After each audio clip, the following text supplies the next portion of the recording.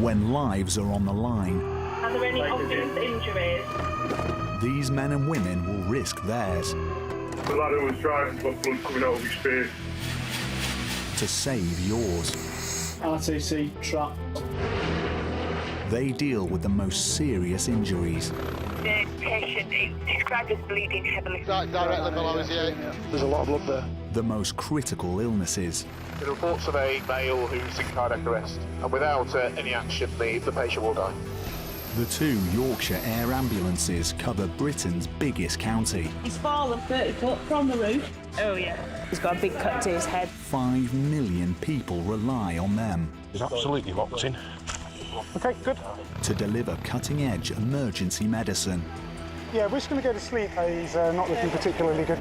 at high speed. If you can activate your major hemorrhage protocol. Every day brings high stakes. Just going to have a general anaesthetic here, okay? Let's do this. The next 24, 48 hours are critical, unfortunately. High risks. Quite a significant collision. Rapid extrication and go from there. Oh, good guy. He's got a massive hematoma forming on there. And high drama. This female now, she's about to stop breathing, and then subsequently her heart will probably stop. Calm down. Try and slow your breathing down for me.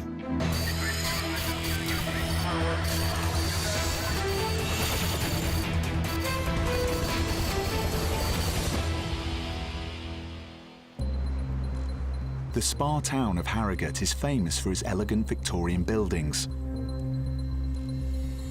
But today, one historic home has been the scene of a serious accident. Everyone happy? Yep. Wind's pretty light. Dr. Brian and paramedics Matt and Rachel are heading to the scene. Somebody's fallen 30 foot off a ladder, and they've been reported as being combative, which usually means they're agitated, which usually in my experience is due to a primary head injury. We're off to see what's going on there, but my first thought is that this gentleman's going to need a general anaesthetic to transfer him to the Leeds General Infirmary and Trauma Centre. But obviously we get that there may be other injuries such as his pelvis or his back or his spine, and we'll assess him when we get there, but my primary thought is he's going to need to go off to sleep to secure his airway and prevent further brain damage. Alright, it's pretty much in the centre of Harrogate, isn't it? Oh yeah, down by the straight. Yeah. Ground paramedics are treating the patient. It appears he was repairing gutters when he fell. I'm at 9-8 from the air desk. Matt, do you have any ETA to this going over? 5 minutes on top. Yeah, we're showing 5 minutes, so... Yeah, the crew are still on scene. They're really struggling with this patient. They've actually requested another ambulance to assist as well over. Yeah, no problem. More updates from the accident scene are coming in. It seems the patient is getting increasingly combative. There's 2 DCAs on the scene and he's advised them to scoop and IV lines.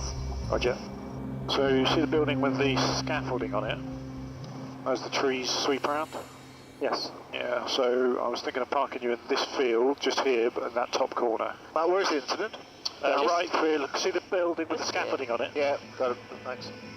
Come towards us underneath the tree just after the junction.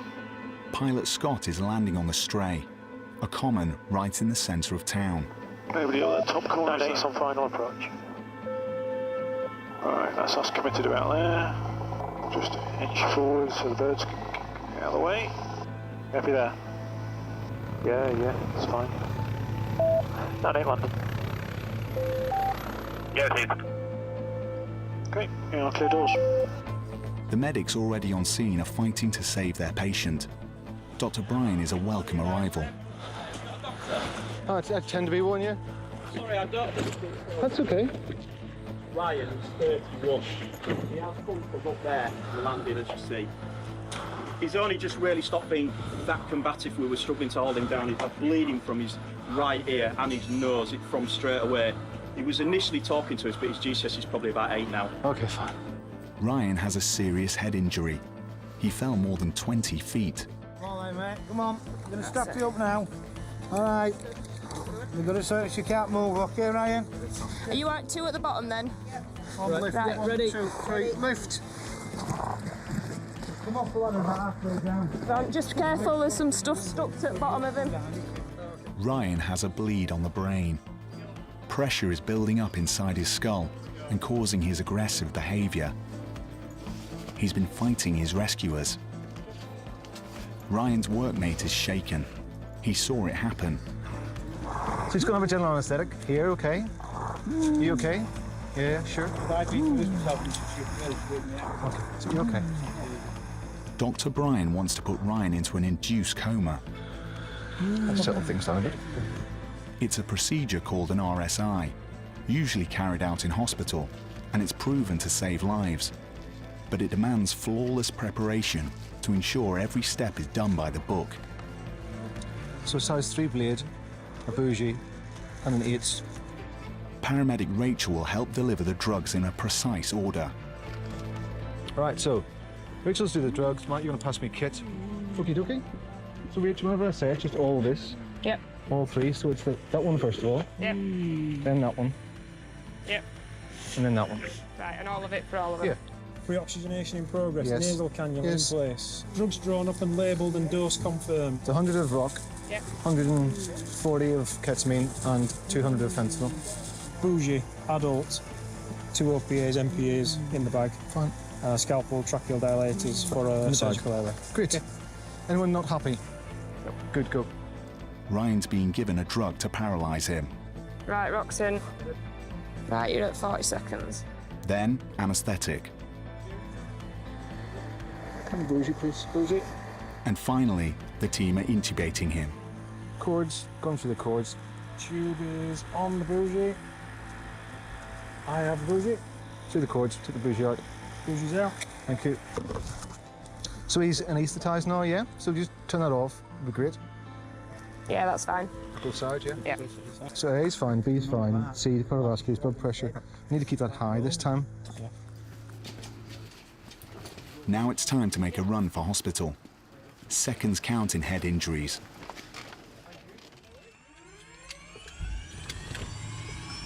He's going to be flown 15 miles to Leeds General Infirmary and its major trauma centre. Off the deck there, NR2 maintained, and the flu's fine. That's almost a clear area there, isn't it? Yeah, let's do this. Dr. Brian is monitoring Ryan carefully. His condition is very serious.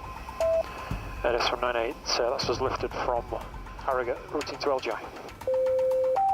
So we've anaesthetised him on the scene, popped him into a coma, and we're transferring him now to Leeds, which is about 20 minutes away, as opposed to hard to manage in the back of an ambulance and taking a lot longer than that.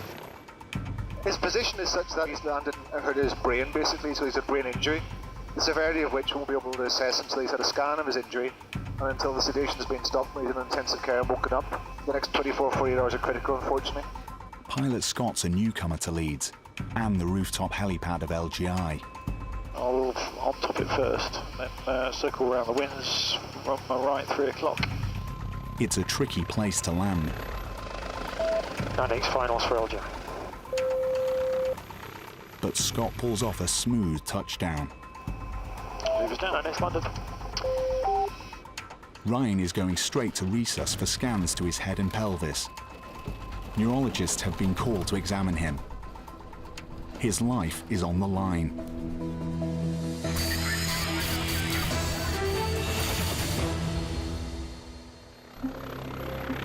It's the hour before nightfall over East Yorkshire.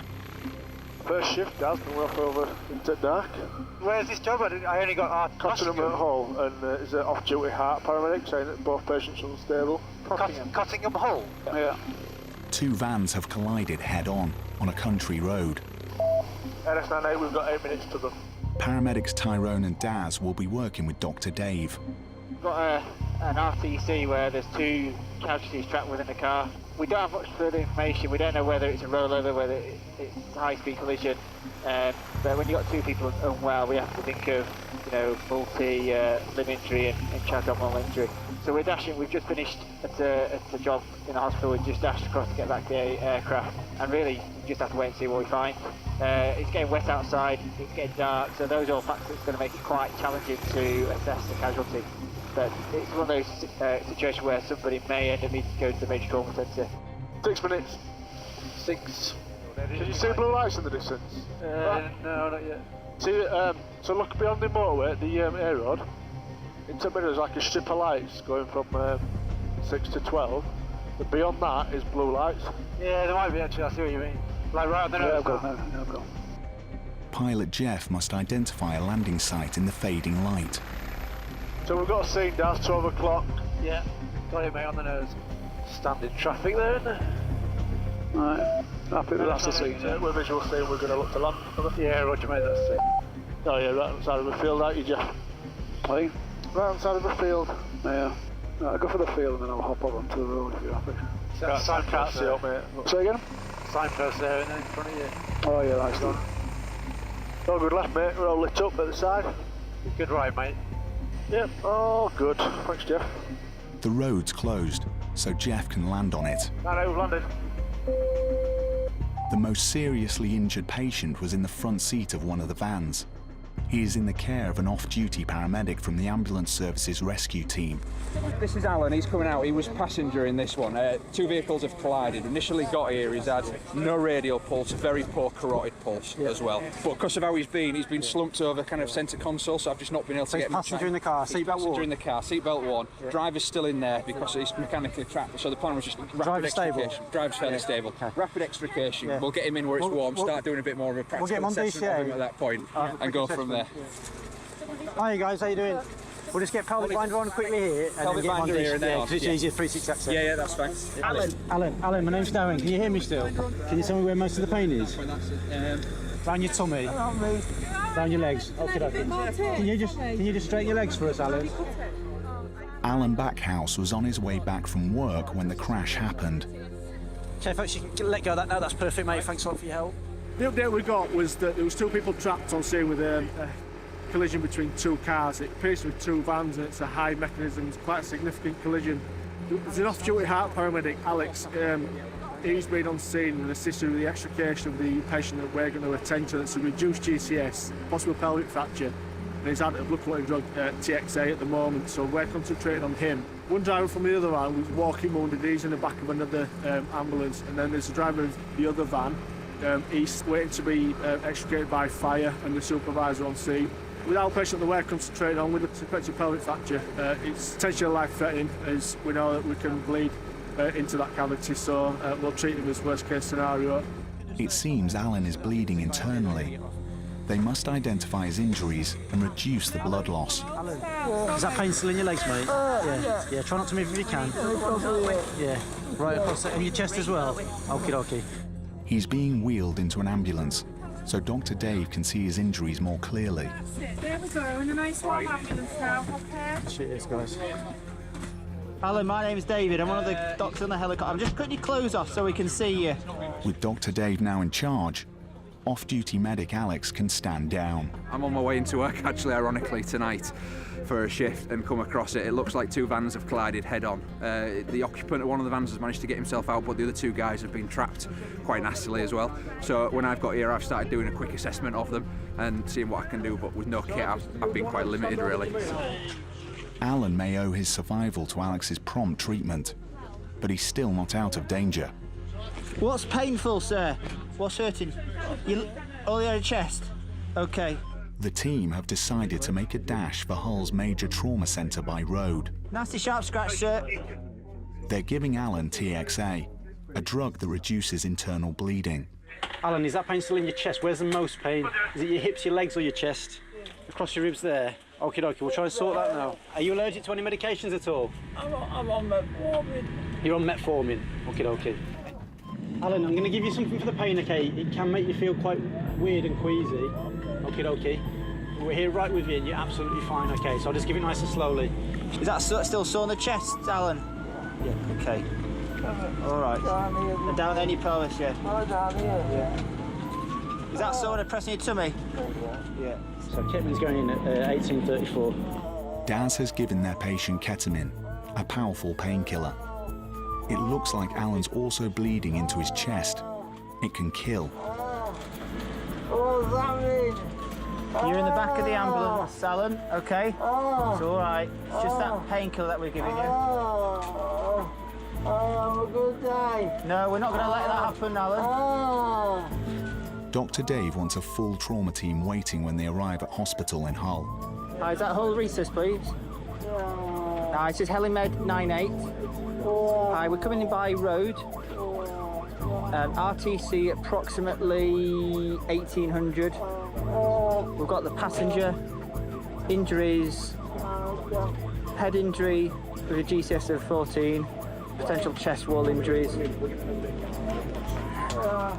Treatment-wise, he's had pelvic binder, TXA, ketamine, analgesia, amilovidazole, and our ETA is approximately, I just want to say, 15 minutes away. The combined speed of the vans was around 100 miles an hour. Injury-wise, it's a massive impact, so it could be caused by seatbelt. He may have hit balls like the windscreen, or his head he may well have hit the dashboard as well. So we're looking at potentially some quite nasty injuries to sort of chest, abdomen and pelvis as well. Although the helicopter would have got us here quicker, we still would have had to put the patient onto another DCA to bring him round to resus. So the decision was to just pop him in the back of the DCA. Also, en route, he was a stable patient that potentially could have been really unstable very quickly. And in the back of the DCA, we can do more en route. So I think the DCA is probably the better option in this case. Alan, is it still painful? Where, across your chest and tummy? Do you want some more pain relief? Well, it's then moved down. It may feel a bit funny, but don't worry. Don't worry, we're with you, okay? It's good pain relief. All right, stay nice and still. It's all right, calm down, it's all right. He's got a massive hematoma forming on there. Yeah, that's on his chest. That is a massive hematoma. Alan's getting worse, and the ketamine can only do so much to relieve the pain. Really poor chest movement that side, isn't it? Oh, that The ambulance has covered 15 miles in 12 minutes, and it's arriving at Hull Royal Infirmary. For Alan, time is of the essence. He desperately needs emergency surgery. When the sun sets, the air ambulance team used to go home. Not anymore. Thanks to military spec night vision gear, the team can see in the dark. So, what village is that there? Midland. Oh, it is the Gallops then, yeah. So it's just before the Gallops. Tonight, paramedics Sammy and Tyrone and pilot Mark are preparing to scramble to a medical emergency in the Dales. Okay, so pre-takeoff, then, please. They're using NVGs, night vision goggles. Pre-takeoffs. Confirm NVG adjusted and working. Yep, mine are good. Roger, radios and lights. Okay, so radios, I'll do a quick blast just to double check leaving it are closed, so light strobes are on, NVG we're in. And brief. We'll just depart out to the west. Any questions, guys? Nope. Okay, power's coming in. Head to the hover 101 on the blue, lots of greens, 0-0. Helimed 99 is heading up to Wensleydale. Air desk from 99 lifted towards Midland. Over. How long, Sammy? I have 13 nautical miles. That's a bit bumpy, 7 minutes. Tyrone will be in charge of the treatment of their patient, a teenager with breathing difficulties. It's early evening. We've just been called to a young female, 19-year-old, over in the Leyburn area, so it's quite remote. On the call, she was struggling to breathe, and what's known as a stridor, where she's got this high-pitched noise every time she breathes, which normally causes from a narrowing of the airway. What causes that is things like anaphylaxis, asthma, foreign body, etc. We've also just been informed that this female now is peri-arrest, which means that she's probably struggling to breathe for a length of time, that she's about to stop breathing, and then subsequently her heart will probably stop if she's left untreated. Our dispatcher, Al, he set off the Helimed 98 from Nostell, which has got the doctor on board, because it's a young female that's quite poorly, but we're going to be first on scene and assess and do what we can to help her. It's quite imperative that speed is of the essence now, as she's at that point of going into respiratory cardiac arrest. Do we know if she's got any other challenges? Well, I don't know. I was just wondering if she's got tonsillitis or yeah, exactly. Yeah. But the fact she's peri-arrest, then she's been struggling for a while, hasn't she? Yeah. The helicopter's satellite navigation system is homing in on racing stables where the teenager lives. So if you look now into the 1 o'clock, you've got the first village, and then it points away down into the valley, doesn't it? Roger. Where we're going is just on the tip of the point, but probably short of the next set of bright lights. I've got a blue flashing light if I come under the gogs. Yeah, tally that. Is he stationary? If he's stationary, that would be ideal. I'm going to put a lamp on. Okay, yep. Sammy's switching on the searchlight that will help Mark find a safe landing spot. It's vital he can see any obstacles like power cables that could bring down the chopper. Do you want to bring the beam down for me, please, Sammy? Yes, that's it. I'll drive the beam into the target. So the landing area, we can see the landing area, the rough point where we're going to. And I'll update you on the landing site once we get there. Roger, there are domestics running on my left-hand side. Roger. NS99, we're overhead looking to land. There's horses everywhere.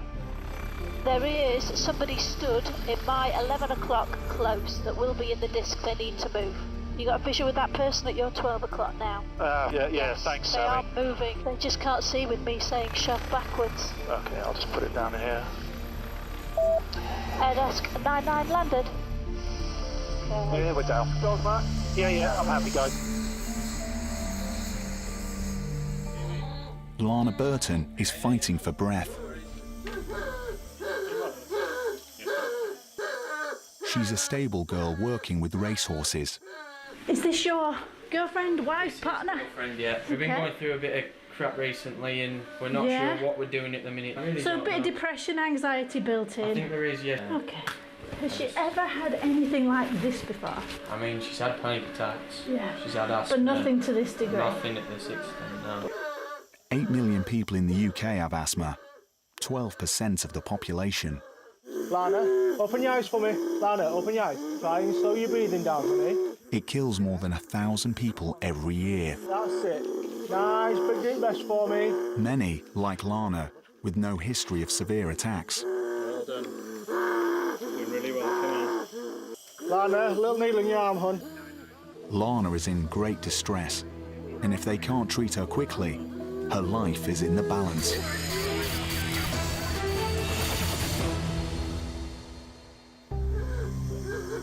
In the Yorkshire Dales, the team are fighting to stabilise Lana, a teenager apparently suffering a terrifying asthma attack. Don't scratch, sweetheart. There we go, right. Well done. Lana, slow your breathing right down for me, please. Sammy wants to listen to her lungs, but that's impossible at the moment.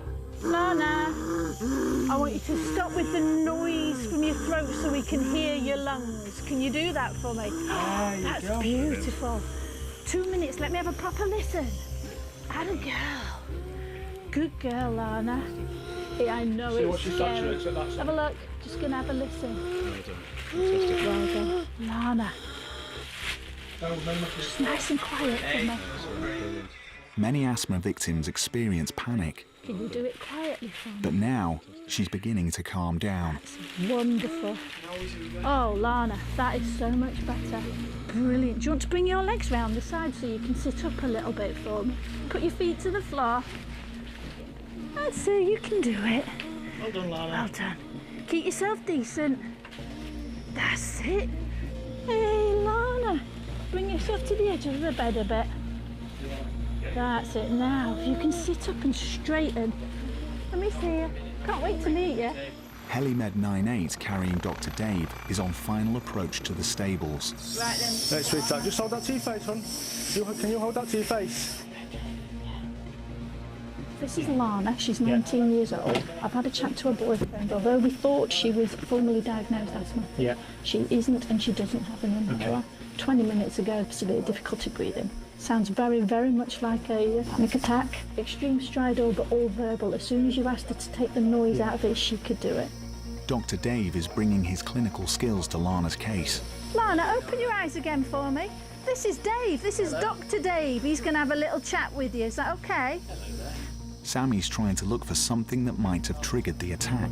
Is this damp? I wonder This if that's is damp, yes. whether that makes her breathing a little bit worse as well. Stable accommodation. This has been like that. You've got damp on the wall there. I mean, it doesn't take a genius to work out that this is not helping. Mould is a common cause of asthma, but it's impossible to tell at the moment what Lana's lungs reacted to. If we just give her a bag of fluid, just get her hydrated, and we'll just reassess in about 2 or 3 minutes' time. At last, her condition is improving. Does that feel as if it's getting any easier? It looks like she's out of danger. Try sitting up straight and perhaps holding your arms. Make yourself into a bit of a big chest. Can you do that? And do that one. Straighten your arms out. That's it, big chest. That's really good. And then you can fill them up. But she needs further tests. They're going to take her to Darlington Hospital, 25 miles away. There we go. Doing great, Lana. It's hoped specialists there can identify the cause of her attack and help her prevent another. Before now, she didn't even have an inhaler to relieve the symptoms. In Harrogate, another of the team's patients is making a good recovery after a fight for survival he nearly lost. Last thing I remember was my breakfast that day. The other guy told me that the guts has come off and fell down the ladder and hit me on the head as I was going up the ladder. And then, yeah, I fell off and hit my head again. And that's all we can piece together because we don't actually really remember it. The guy didn't have his eyes on me, and obviously I can't remember anything. Rufa Ryan fell 20 feet, suffering a massive head injury. When the helicopter arrived, one of the surgeons said to my mum, I have to operate on him within the next 15 minutes or else he'll pass away. And yeah, instantly after that, they had to cut my skull open. His family feared the worst. There were 8 days I was asleep for, and I should have woke up after 4 days, but I didn't. And I was moving my arms and stuff, and the doctors said to Mum and Dad that might be all the best thing get out of me now. And I just refused to accept that. We were literally taking it hour by hour, day by day. You just keep going. I don't know how you do it. Just as a mother, it's what you do. It's your child. No matter how old they are, they're still your children. I feel very lucky. I made it through that actual, because I didn't realise how bad it was when I woke up in hospital. So Ryan's made, I would say, a 99% recovery. He's just Ryan again. And it's absolutely fantastic. And she believes he owes his life to the air ambulance team and ground paramedics who started his treatment. I can't put it into words. I'm just so grateful.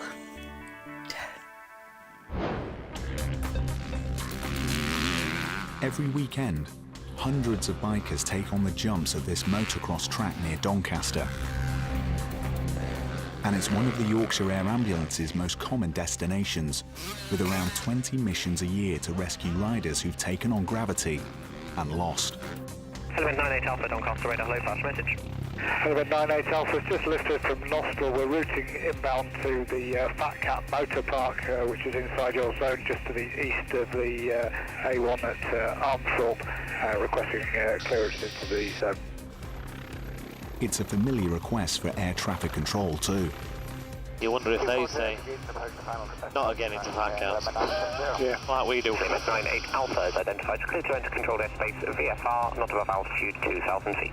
Paramedics James and Ant, with Dr. Chris, have been called to a rider who's had a serious fall. The reports are to do with chest injuries and spinal injuries, so just on our way there now.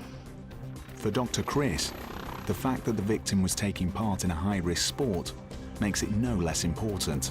Inevitably, dangerous sports will have risks associated with them, whether it be you ride a mountain bike or motocross. I think it's quite acceptable people take risks. People smoke, don't they, or drink, so you know, we provide a service for all people. Okay, I think it says we've got the DCA on the far side of the site. Do we have any idea, because that's off the track, is it? They're going to be at the DCA. I'll go around the back of the wood there. Yep. The team have been called in by a local ground ambulance crew. All good, mate. All good this side as well.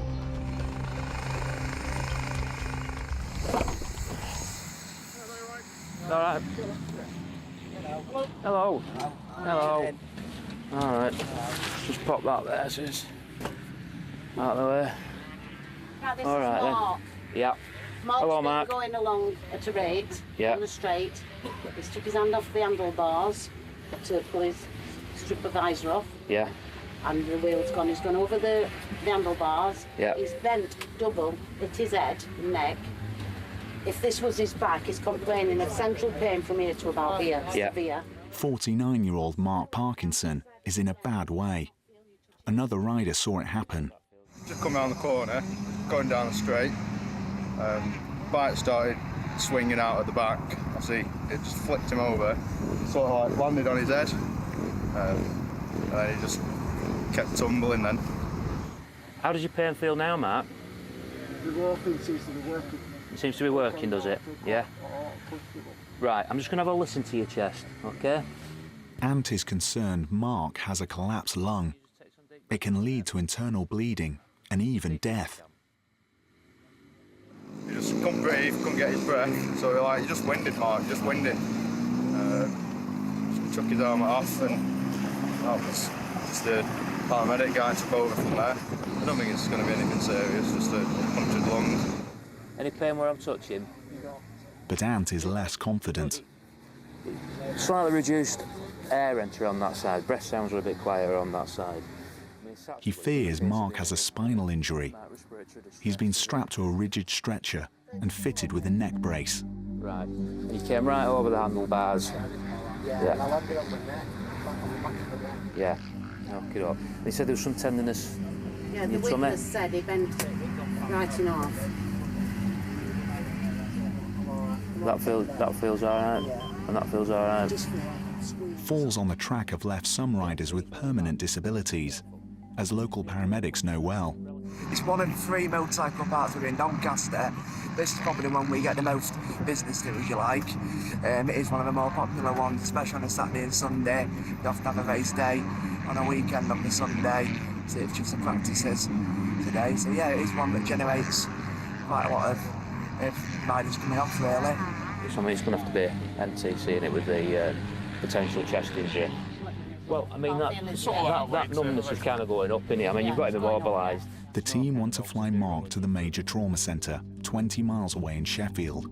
He's been at a motocross event where he's kind of come off his motorbike, gone over the handlebars, going roughly around 30 miles an hour, landed on his head, and his neck's kind of buckled under him. He was in a fair bit of pain prior to morphine, but the querying, he's kind of got lumbar spine pain and some neck pain, but no real altered neurology. Have you been on a helicopter before? I haven't. Okay, so all you have to know is it's going to get a bit loud, really. We'll keep giving you a thumbs up, all right? So we're going to take to Sheffield. It'll take about 10 minutes. Mark is heading for scans and x-rays on his chest and back. Plan will be, jumping into your brief, be straight ahead, they'll be turn right across the motorway, and then I can tell him I'm going to be clear of the other side of the motorway. Good. Mark's injuries could be life-changing. So even whilst we're there with Mark, we see that the event ambulance service, they're up against some more incidents, so motocross is a pretty risky sport. We're on a perfect heading for Northern General. Could go almost go straight in, the wind's on the nose for 240. Very good. Air turbulence means Mark's had a rough ride into hospital. All right. Yeah, when you're going straight in the air, it's not too bad, but just as you come in, it does.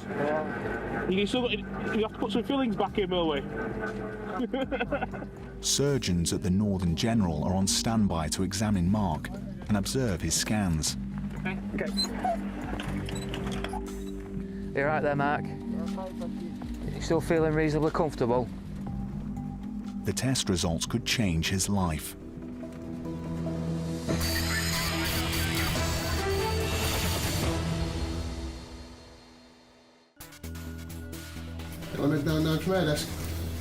At Air Ambulance headquarters, dispatcher Pete has an urgent mission. Yeah, sorry guys, can I divert you to a job at Skipton? It's a cyclist who's come off the bike in the middle of the road. Head injury, in and out of consciousness with the police. The team's being diverted to the Yorkshire Dales. Is it town centre or is it on the peripheries of Skipton, Anthony? Don't know, mate, I've not put the grid in yet. Stand by, I'll have a quick look. Little village called Eastby. Yeah, I know where that is. It's really steep, that descent. Dr. Dave is familiar with the area, and the patient's injuries sound serious. He's in and out of consciousness, so he's obviously banged his head. He could have injured other parts of his chest and abdomen or his arms. But I worry if has he got a head injury, and do we need to put him to sleep to protect his brain from further secondary brain injury? Comment 99 from Air Desk. Just looking at the map, I think you're going to be first on the scene. The position of the accident's been electronically sent to the onboard computer.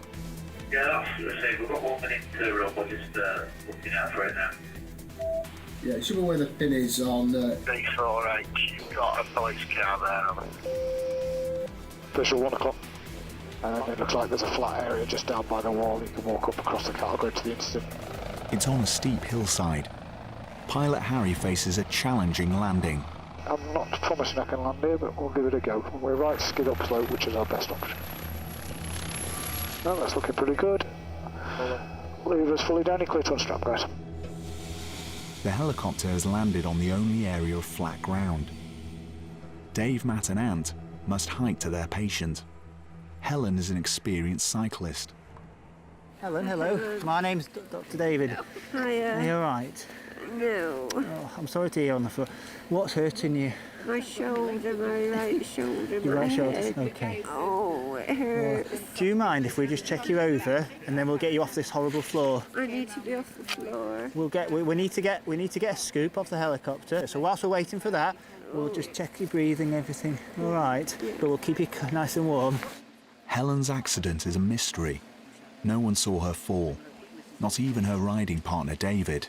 We came over the hill here and I was in front and I got down to the bottom of the hill and waited for Helen, and after a minute or two realised that she wasn't coming, she wasn't close behind me. So I started to cycle back, and then when I got to the road further down I could see up the road here and I saw the wagon parked and a car, and I feared the worst at that point, that something had happened to Helen. She may have a head injury. Her helmet is badly damaged. We started asking her questions, and she doesn't have any sort of short-term memory. She doesn't remember where we've been today, but she knew her name and date of birth and things like that. Dr. Dave must methodically check her condition to rule out life-threatening injuries. He's using the ABC of medicine, checking first airway, then breathing and circulation. So A's good, B's good, C's good, D, GCS 15, but pain, about C, so lower C. Sounds like she has had a period of unconscious. Yeah. Let's scoop. I think rather than split it, scoop down back, roll her onto it and straight into it back. Yeah, we are there. And we'll get RV access when we get onto her back. So yeah, set of obs when she's on her back. Yeah, I mean, if she's not tagging me, she's got a radial pulse her back. Yeah, okay. Paramedic Matt is concerned she may have a spinal injury. Yeah. Well, once we get you onto this board, we've got like a sleeping blanket that we can get you in, and some heating blankets as well. Yeah. All right. Helen's heart rate is low. It's unusual for the victim of a traumatic injury, and she's getting very cold. Yeah. Everyone ready? Yeah. Yeah. Ready, steady, roll. No. It's all right. Okay. Well done. Yeah, you are. Well done. It's hurting now. My back. Oh, it's all right. We're there now. Dr. Dave thinks Helen may have broken multiple bones in the fall. Helen, I'm going to just cut your jacket just to check this right shoulder of yours, okay? Yeah. All right. They're keeping her back straight to avoid worsening any spinal injury. Yeah, I'm fine. Is it sore around here, Helen? Yeah. Okay. The arrival of ground units means there's no shortage of manpower or shelter. Right, Helen, we're going to get you onto a trolley into somewhere a bit warm out of the cold, okay? Yeah. A local traffic cop must call in investigators if Helen's injuries are life-threatening. So what we're going to do, we've now ambulances here, we're just going to put her on board, have a look at her. Just give us 5 minutes on back of there just to have a quick once-over, and then we'll give you a decision based on that. All right, yeah, no problem. Cheers. Ready, steady, lift. The team are still unsure. Dr. Dave has his suspicions. It's probably a significant neck injury and head injury. The helmet's absolutely shattered, but it's kept in place by the plastic outer casing, but she certainly walloped it. Helen is about to undergo a full examination. Just a quick update, mate. We've just got a package up off the road and there's a DCA, so we've got her in the DCA to get her warmed up. At the moment, she isn't triggering for a bypass other than step 4 with her age, so Like I say, they're going to give her another reassessment and then just weigh up whether she's appropriate to go to Airedale with the road crew.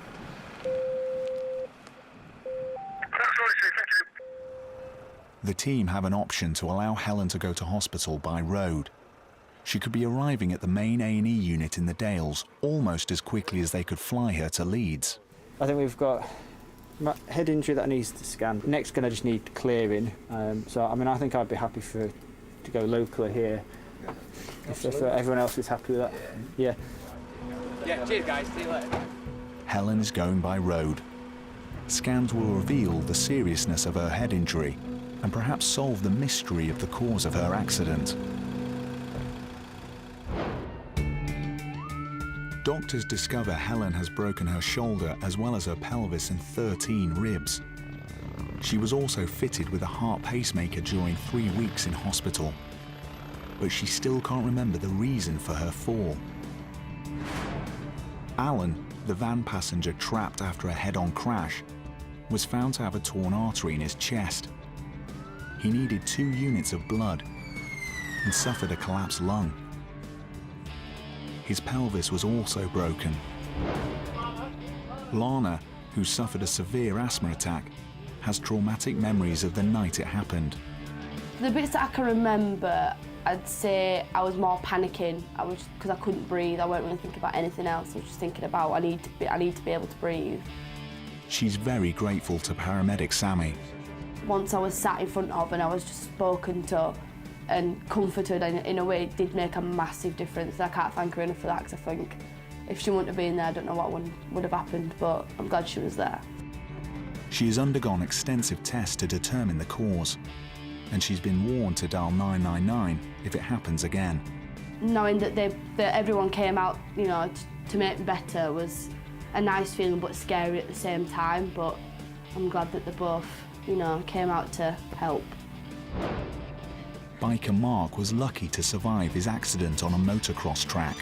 I needed an emergency operation because I tore my aorta to my heart, so I had to have emergency stem cell fitted.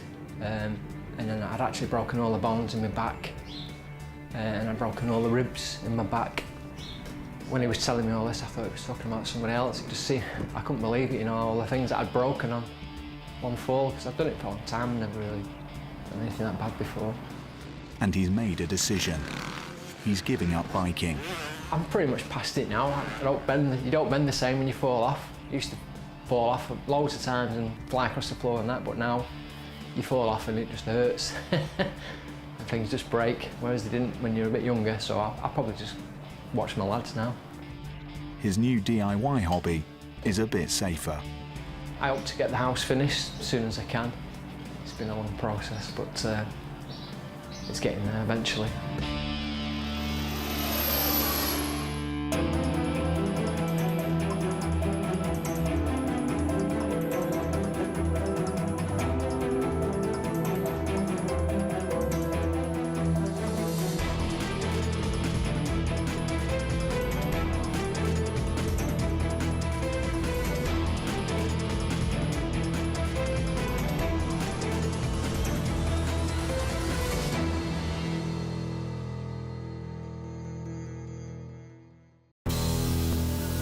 When lives are on the line, Are there any obvious injuries? these men and women will risk theirs The lad who was driving's got blood coming out of his face. to save yours. RTC trap. They deal with the most serious injuries. The patient is described as bleeding heavily. Directly below his ear. There's a lot of blood there. The most critical illnesses. The reports of a male who's in cardiac arrest, and without any action, the patient will die. The 2 Yorkshire Air Ambulances cover Britain's biggest county. Mark? Yes, I'm doing the run. No, you're not doing a run. You were doing a run. 5 million people rely on them All right, sorry, sweetheart. to deliver cutting-edge emergency medicine Yeah, we're just going to go to sleep. He's not looking particularly good. at high speed. If you can activate your major hemorrhage protocol. Every day brings high stakes. Very agitated. Yeah, it's going to be difficult to manage. We'll put him off to sleep. High risks. He's fallen 30 foot from the roof. Oh, yeah. Yeah, he's got a big cut to his head. And high drama. What's he doing on that side of the road? Is that hurting there? Yeah. I'm really concerned about that. He's just rigid there. Yeah, sooner rather than later, if he's bleeding, we need to go, don't we? It's actually life-threatening.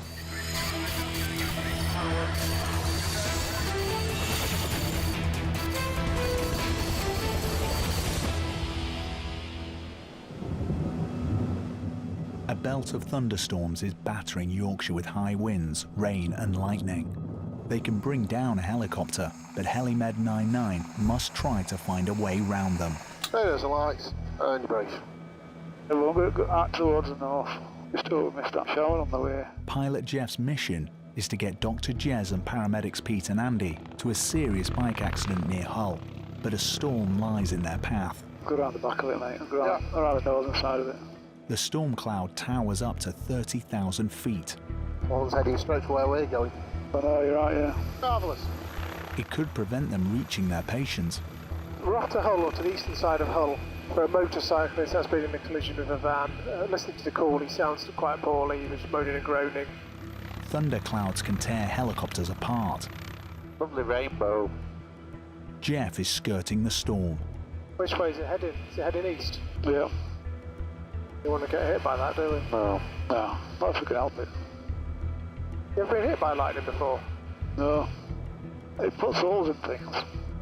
Move a little bit further away from this storm. Don't fly over a power station. Geoff's steering around the weather and outrunning the danger. Just that little cell, isn't it? Pretty much past it now, aren't we? Yeah. But there's bad news about their patient. Crew's probably going to need an RSI. There's been advice to try and prep as much as possible. The biker's head injury is so serious, he needs anaesthetising after a crash on the edge of an isolated industrial estate. Clearing the triple feeders, and those triple feeders terminate at that mast. Yeah. It's a remote area, and local medics desperately need the team's help. I'm going to put it in this car park here. Okay. It's clear on the road on that side. Go behind. Hang on, we've got a police van coming in. So there's a police van and he's still coming. He's stopped. No, he's stopped now. You're clear left, Geoff. That was fine, mate. 23-year-old biker Jack Baker was in a collision with a van. Heard a motorbike coming and saw the van pull across the road into the entrance of the yard, and basically the motorbike just collided straight into the rear and side of the van as it was turning in. Jez has been called in to anaesthetise Jack. Oh. He's fighting his rescuers, the signs of a brain injury. Presented on my arrival, supine, bystanders holding him down, very agitated. And he's swearing a bit now. Has he come round, or is this what he's been like the whole time? No, this is what he's been like all the way through. We'll put him off to sleep, because I think, it's going to be difficult to manage, isn't he? Just going to give him Tenaket, mate.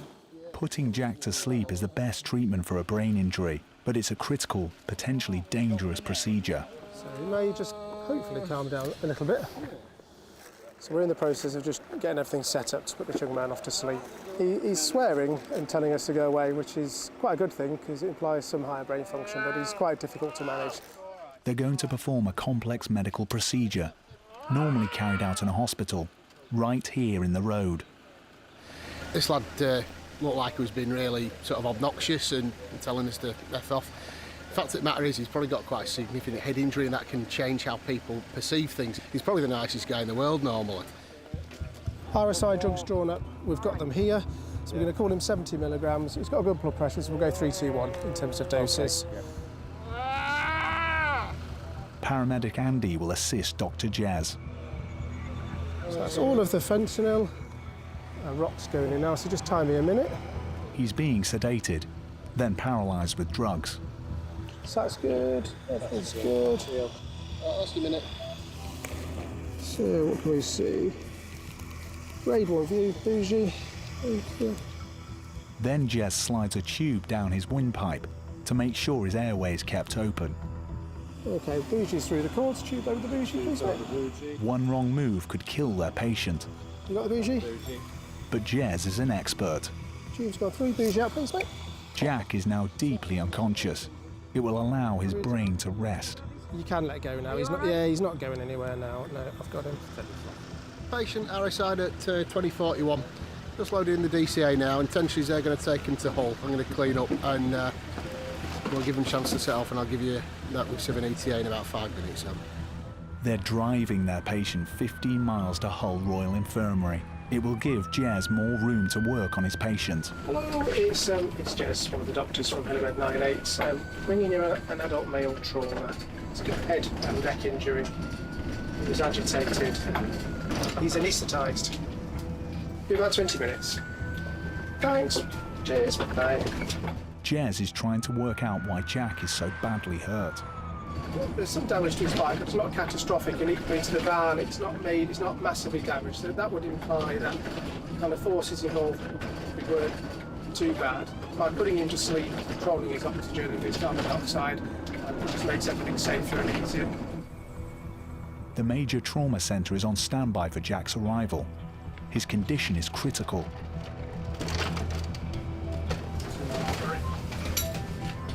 In the next 10 minutes, Jack's head will be scanned. It's feared he has a bleed on the brain. In terms of treatment, he's had an anaesthetic just for safe transfer. That was uneventful. He's had a Gravitix saying he's got a pelvic bone joint. Cracking. Right, so we get our monitoring on, they're monitoring off, and then Andy's going to crack on with our primary survey. And then we'll get some red stuff out. Jack's life is on the line. His family are being raced to his bedside.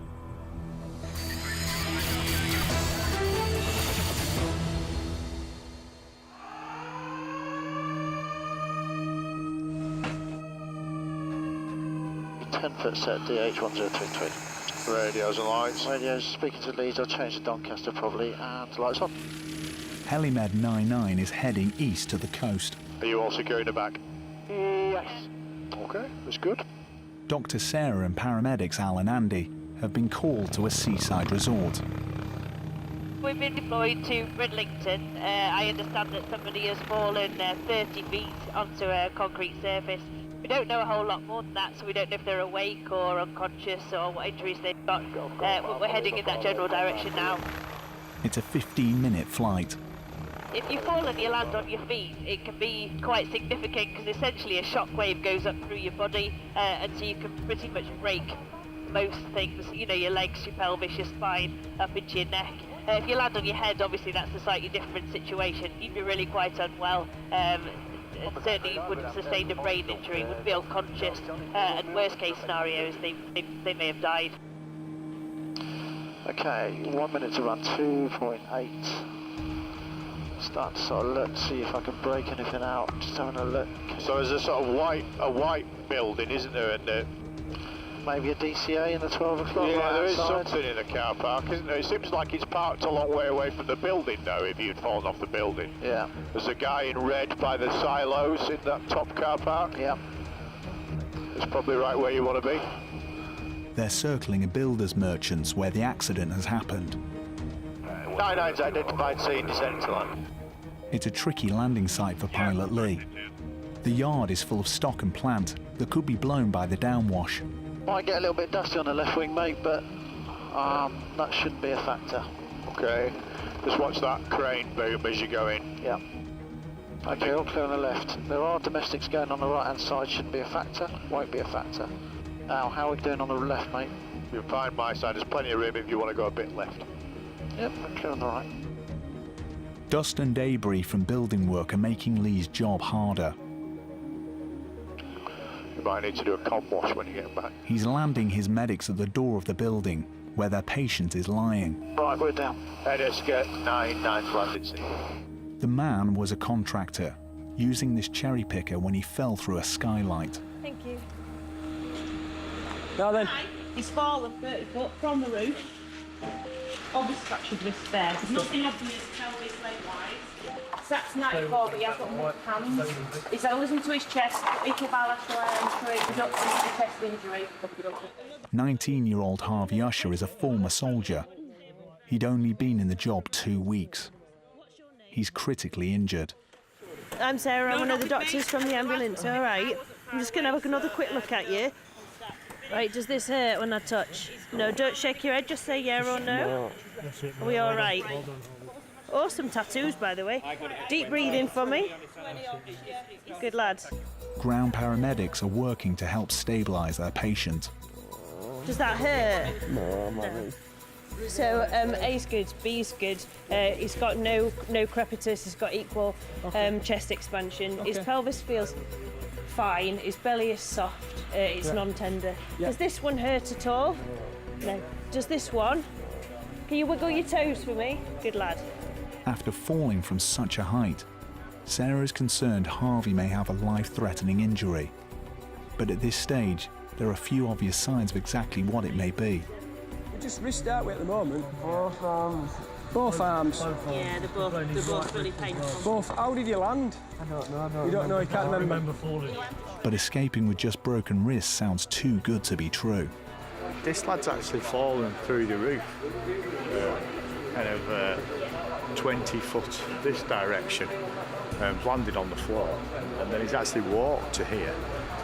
But I think looking at the injuries he's got, it's probably like a massive adrenaline rush that's enabled him to walk that far, because it looks like he might have some reasonably serious injuries.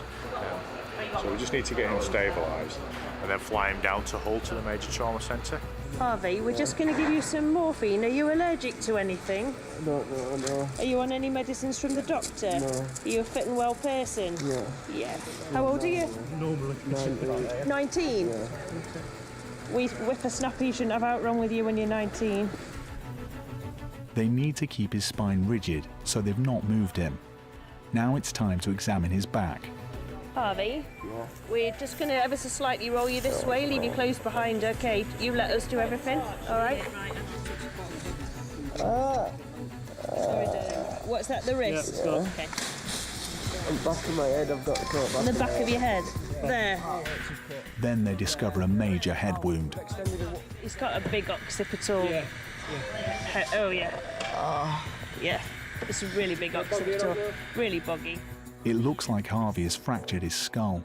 He may need surgery. Don't worry, you're not going to lose your locks. It's all in your hair. Don't worry. Yeah. Right, are we happy to do the roll that way? Yeah, we can. Ready, steady, roll. Just a little bit, guys, just a tiny bit. That should be all right. That Ready, steady, down. Is that just missing his head there? Yeah, is that right? He's fallen actually really quite a long distance.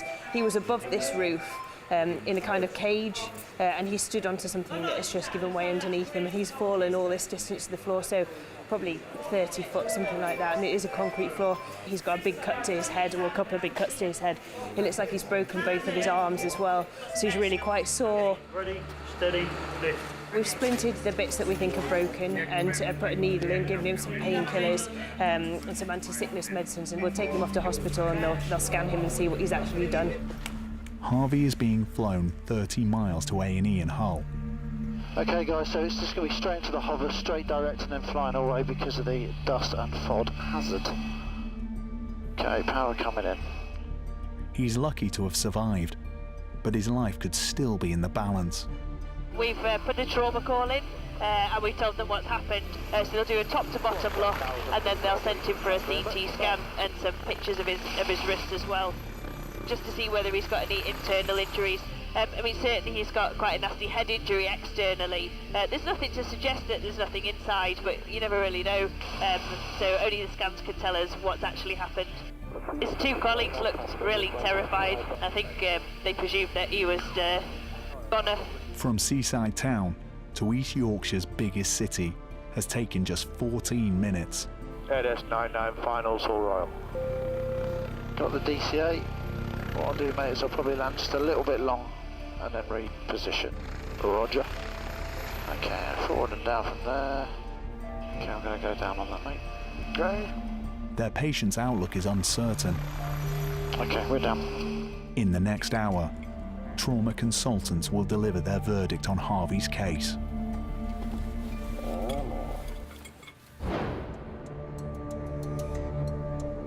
Stretching 250 miles, the Pennines are often described as the backbone of England, splitting east from west and towering almost 3,000 feet above sea level. Yeah, I can't even read that town. What's that say? Marsden, Huddersfield. Oh. And today, pilot Andy and paramedic Lisa are heading for one of Yorkshire's highest villages. What's happened? RTC. Helimed 99 is carrying Dr. Sarah to the scene of a serious car crash. Good lift. Yeah, there's not much wind at the moment, so we'll just scoot across the farmer's field.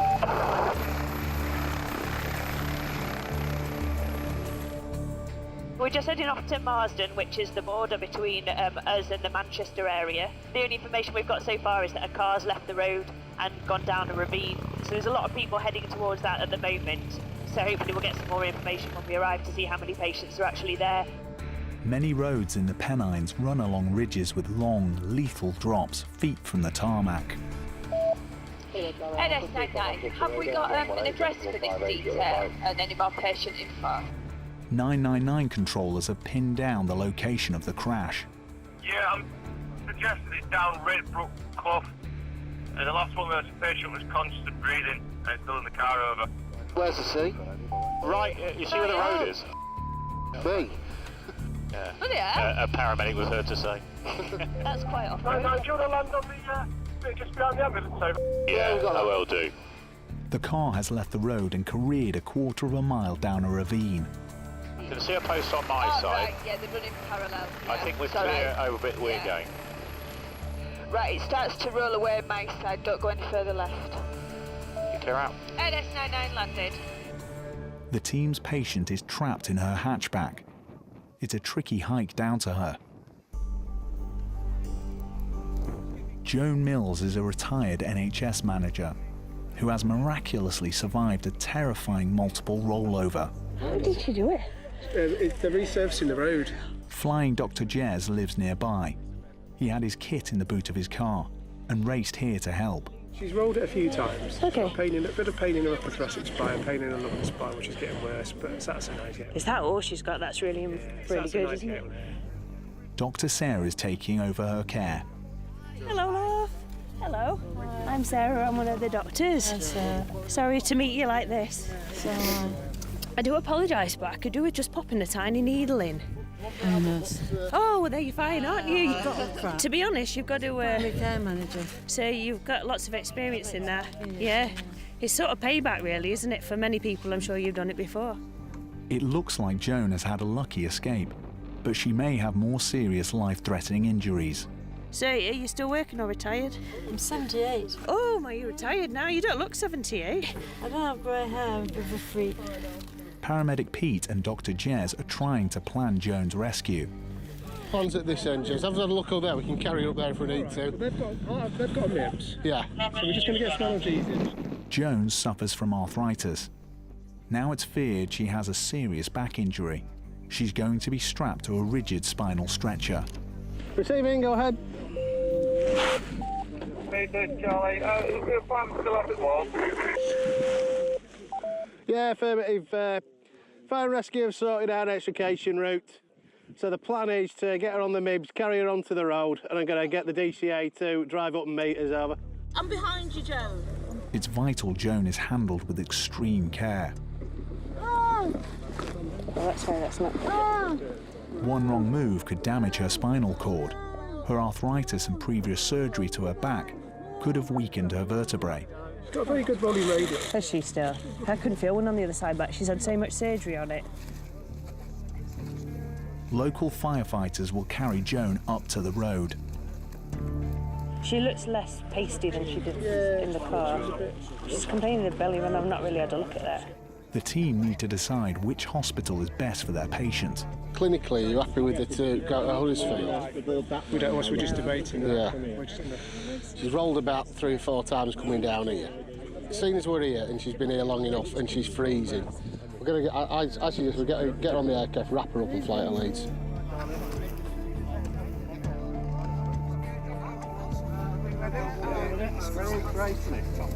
Joan's on her way to the helicopter. The spectacular Pennine Hills are well known for their rugged beauty, but the landscape's making it harder for her rescuers. After a 10-minute climb, they reach the road. It's being resurfaced, and it looks like Joan skidded on loose gravel. Am I going to be lucky here, do you think? Oh yeah, you're going to be all right. I suspect you've got a few broken ribs. You've got a bit of a knock to your head, just a cut. Yeah. You've hurt your back, and that's always really difficult to say because you've already had an injury there. And the bottom of your tummy is a bit sore, but your pelvis actually feels okay. It does, doesn't it? So hopefully, you'll get away with something which isn't too bad. Joan's been diagnosing her own injuries, but she badly needs x-rays to confirm Dr. Sarah's conclusions. Good left. Okay. Pilot Andy is heading east for the major trauma centre at Leeds General Infirmary, which is equipped to deal with the most serious casualties. LS99 lifted route in LGI. Dr. Sarah is optimistic. Joan's been really, really lucky actually. Although she doesn't look it, she's actually 78 with a lot of things that have happened medically. So she's had some surgeries done before, a lot of chronic back pain, arthritis, and she's on quite a few medications, and she's really tumbled down that very, very steep hill. So she's been really lucky. She's not come away completely unscathed. She has got a head injury, and I think she's probably broken a couple of ribs on the side, and the tummy's a bit sore. But generally, actually, this could have been a huge amount worse, so she's really lucky lady. Airbus 99 finals LGI. Thank you. Landing on the rooftop helipad is throwing pilot Andy some problems. Oh, a bit of a wind. In fact, I tell you what, I'm going to land a bit more into wind because I think it is a bit gusty.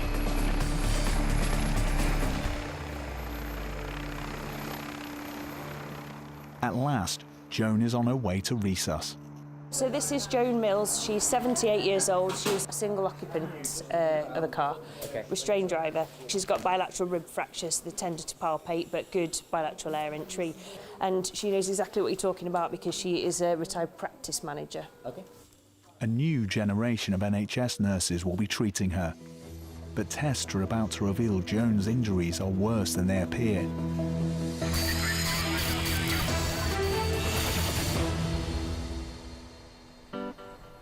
Near Hull, one of the Air Ambulance team's patients is 4 months into making a good recovery against the odds. Biker Jack Baker suffered a catalogue of injuries after a collision with a van. I'd had a concussion, a bang to the head, a broken nose, broken neck, C6, broken back in 3 places, broken knee, damage to my ACL, broken hand. There's not a lot that I remember from the first sort of week, but I do remember at one point not knowing if I was going to be able to walk. So that's quite a scary thought to have, obviously laying there in hospital, not knowing if you're going to be able to get up again. He had to wear a full body brace to ensure his spine, broken in 3 places, healed properly. It was torture having that for a couple of months. Then once that was gotten rid of, now it's just a case of physio, ongoing physio for however long it takes to get all the strength and movement back in my back mainly. Jack has only sketchy memories of his rescuers, but he's still determined to repay them. I don't remember anything from that day, but the work that they do is really, really important. And yeah, my work are doing a fundraiser for them, and hopefully I'm going to do a fundraiser next year and try and give a little bit back to them.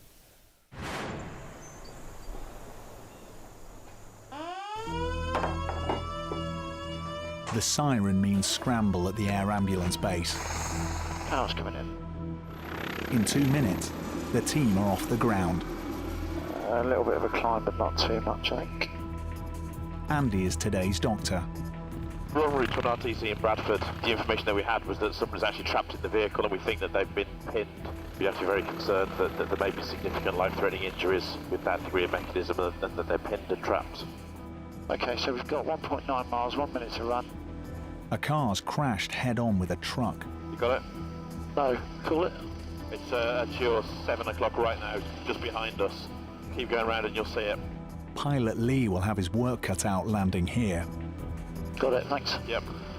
Okay, gonna dive down, just get a bit of speed. We're going into, my initial thoughts is this little car park right 2 o'clock. Things I've got a telephone wire, but I don't know where the wires are going. Okay, mate, so what I'm going to do is I'm going to go centre of mass and then to the car park, and then we will have a good look vertically down. Yeah, so I can see one wire going to the, 2 wires going to the buildings on this side of the road. There's nothing going across the road. How much gaff have I got on the left, mate? You've got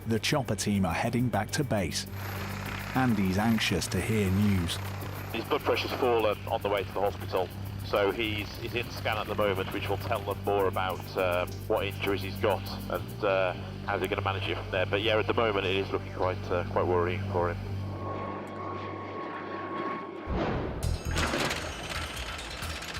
The Yorkshire Air Ambulance is one of the county's most popular charities, which is a good thing, as it costs 12 grand a day to keep them flying. The NHS only provides the paramedics and doctors. The rest must all come from donations. Yeah, we've got patients who've been kicked by a horse while on another horse. We've got quite a nasty lower open fracture. Today in the Vale of York, a ground ambulance crew are on the line asking for backup. We've not touched the actual leg yet, it's more so it's quite deformed over. It's a case for Helimed 98, based at RAF Topcliffe. Roger, thank you. I'll get them en route to you. Just for info, if you can make sure that for the landowners that any other horses are aware when helicopter lands. Yeah, that's received over. All good. So brief is class 2 straight out to the southeasterly sort of direction. Any questions, guys? No questions. Now it's coming in. Okay, up we come. We are 101 on the blue, 2 greens, 0-0. Pilot Mark is carrying paramedics Pete and Lisa to the scene of the accident. So we're off to Sheriff Button, which is on the outskirts of York, to reports of a person that's come off a horse, but they've got a nasty tib fracture, so the crew have asked for backup for analgesia purposes. The team carry more powerful painkilling drugs than ground ambulances, and kit like an electric warming blanket. We're in the depths of January, it's really cold, we've had a really cold frosty spell, so the ground's still going to be quite cold. The patient's still outside in the field, so they're going to be feeling it. They're not going to be happy, one because they're in pain and they're injured, and two because they're out in the cold, so it is important to get them into a place nice and warm and analgesed and on the way to hospital as quickly as possible. There's a whole gingang-gooly of low wires converging on this place. There is. So we've got Easy Wall, we've got Crake. It's actually between two villages, between Farlington and Sheriff. Pete's getting a bird's eye view of the area, where he spends a lot of his time off. That's where the mother-in-law lives, in the little village there, Stillington. Nice pub there, isn't there? It is a white bear. Nice. I frequent it regularly. That used to where me and the dog used to go. Everybody knew the dog, but nobody knew who I was. That's that boy that comes in with Poppy. Oh. That's because the dog's cute and you're not. Yep, thanks for that. The patient was out riding in a field when she was kicked by another horse. By the tree, 3 o'clock low. We got a visual. Right, so we've got triple feeders, we've got the pylons. Yep, got these ones. More triple feeders. Yep, happy with that, mate. So we're down at minute 48. You'll clear out, Lisa. Ironically, Christine Drury is a keen supporter of the Air Ambulance charity. Over the years, she's helped raise more than £100,000 by organising horse riding events. And I bet you're frozen, aren't you? Yes, we all are. Yeah. She's been asking for you though, haven't you? Right. So you can see why we answered. Yeah, no, that's fine. So what we'll do is when Pete comes across, I'll get him to drop a bit of ketamine. Are you allergic to anything? Don't worry about it. This is the first time she's ever needed the service that she has done so much to support.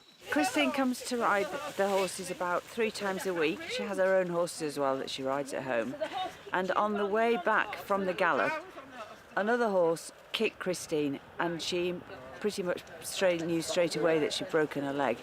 So the other people who were riding with her helped her get off the horse, and we then took the rest of the horses back. What we're going to do is, because you look like you've got a nasty break in your leg and it's starting to bleed a little bit, if you're not in pain now, we'll see if we can manage with what you've had so far.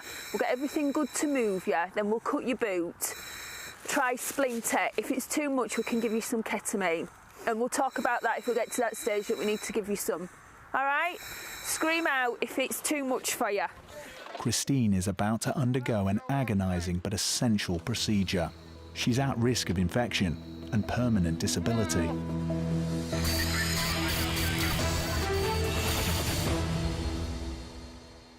let's get everything ready. In the corner of a field near York, paramedics Lisa and Pete are about to straighten Air Ambulance fundraiser Christine Drury's badly broken leg. I think she's going to be struggling without some more. Yeah, don't worry about it. We're going to give her something. They're going to use ketamine. It's a livestock tranquilizer, now also used on humans. Are you in pain, Christine? Yes. Right, okay. It gives patients temporary amnesia and hallucinations. Ketamine can make you feel really strange. You'll know what's going on around you, but you might hallucinate, you might have strange sensations. It's really important that you just relax and go with that feeling, okay? Once you've had it, you probably won't remember anything about what we're going to do next. That's good. Okay? The team must stop the broken bone moving and worsening her injury. What we want to do is do everything quite slickly once we're in a position to go. Danielle, do you mind taking lead on splint on leg? Yeah. Have we got some dressings to hand? I've got the dressing bag here. How are you feeling, Christine? How much pain are you in? Do you want to start cutting that boot? Just see how she responds to pain, just really gently.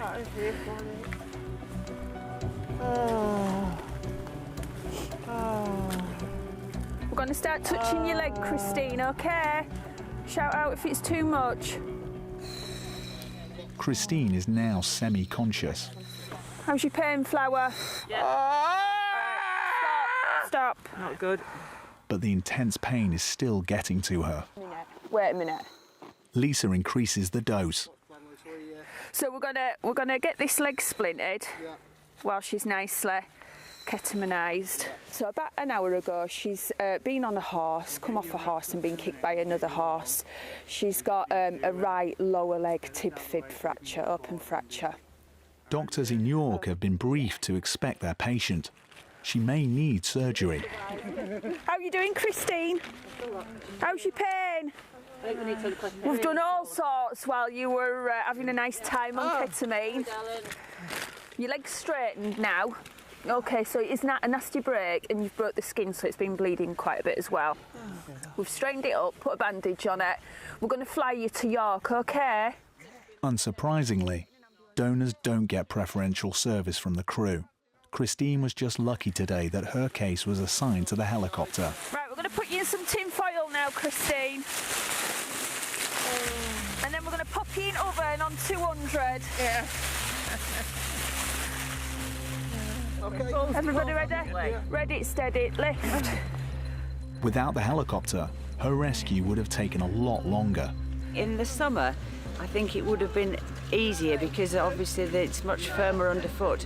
But we couldn't get the ambulance from the road to where Christine had had the accident. She'll be flown 15 miles to York Hospital. I'm just going to stick something up your nose. It's not going to go far up your nose. It's just to measure your oxygen levels. All right, check.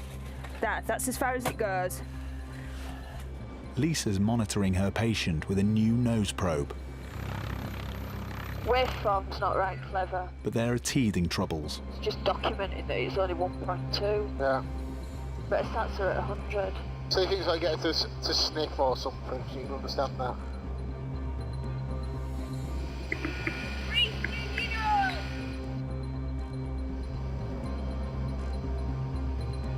Even I heard that. What's that? Shouting, breathe through your nose! I think they heard that in York. My husband always says I'm a fogger. Mark's heading for a landing in the heart of the medieval city.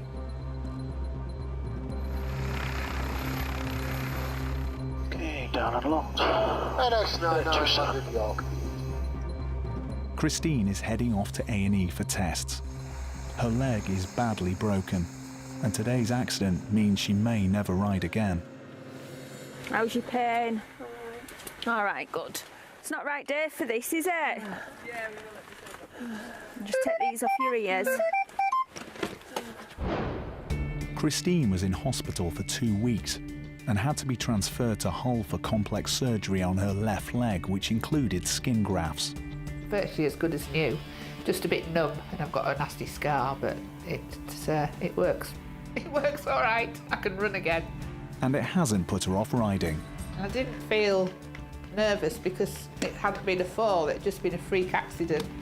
Once I got back riding, it was just so nice to be back on. Or raising money for the Air Ambulance charity. I never ever dreamt that it would be something that I would need. I shall certainly be keeping going for a few more years, raising money for them now. Rufa Harvey, who plunged 30 feet to a concrete warehouse floor, broke both wrists and required surgery. His head injury left him with a permanent scar and caused him to lose his sense of smell and taste. But thankfully, it's now returning. Motorist Brendan Feely, injured when his car hit a truck head-on, broke his neck. But doctors were unable to find a medical explanation for the crash. As a result, he's choosing not to drive for now.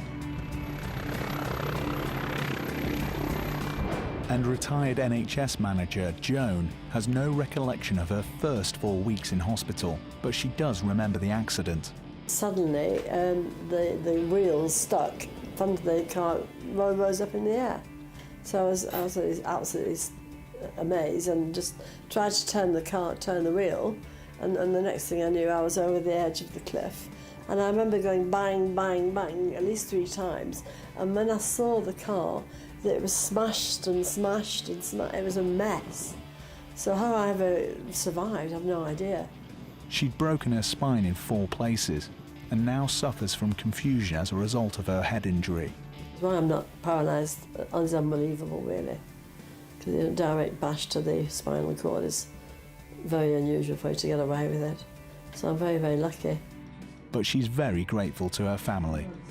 My daughter-in-law and my son, they just pop in and say, what do I need to have a look, decide and get? It all appears. Fabulous, fabulous family. I love my family. Sorry. And it matters that they were there. Very proud of them.